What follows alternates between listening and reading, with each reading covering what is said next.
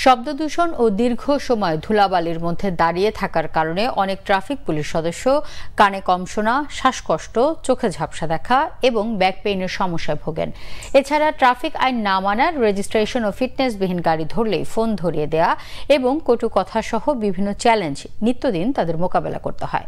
কামরুল ইসলামের রিপোর্টে বিস্তারিত। রোদ, বৃষ্টি, ঝড়, ধুলাবালি, শব্দ দূষণ মাথায় নিয়ে যানজট নিরসনে কাজ করেন নাটোর ট্রাফিক পুলিশের সদস্যরা। দীর্ঘদিন এই সেবার সাথে যুক্ত থাকায় পুলিশ সদস্যদের নানা শারীরিক ও মানসিক কষ্ট থাকলেও দায়িত্ব পালন করতে হয় তাদের। যখন দাঁড়িয়ে দেয় তখন চোখ দিয়ে এসে যায়, পানি এসে যায়, লবণাক্ত পানি এসে যায়, তখন আমাদের খুব কষ্ট হয়। একটা সময় তারা কানে কম শোনা, শ্বাসকষ্ট, চোখে ঝাপসা দেখা, ব্যাক পেইন সহ সমস্যায় ভোগেন। ব্যক্তিগত এসব সমস্যার বাইরেও কটূক্তি সহ বিভিন্ন চ্যালেঞ্জ মোকাবেলা করতে হয় প্রতিদিন। এই রোদে আমাদের ডিউটি করা আসলে কষ্টের, প্লাস অনেক সময় দেখা যাচ্ছে বর্ষার সময় প্রচুর বৃষ্টি হয়, সেই বৃষ্টির মধ্যে আমাদের ডিউটি করতে হয়। আর এই যে দেখতেছেন আপনারা যে শব্দ দূষণে আমাদের অনেকের শ্রবণ শক্তির সমস্যা হয়। অবৈধ যানবাহন বা কোনো কাগজবিহীন গাড়ি সিগনাল দিয়ে দেখা যায় কাগজ নাই, গাড়ি এসে একটা ফোন ধরে দেয়, কথা বলেন, সে কার সাথে কথা বলবো।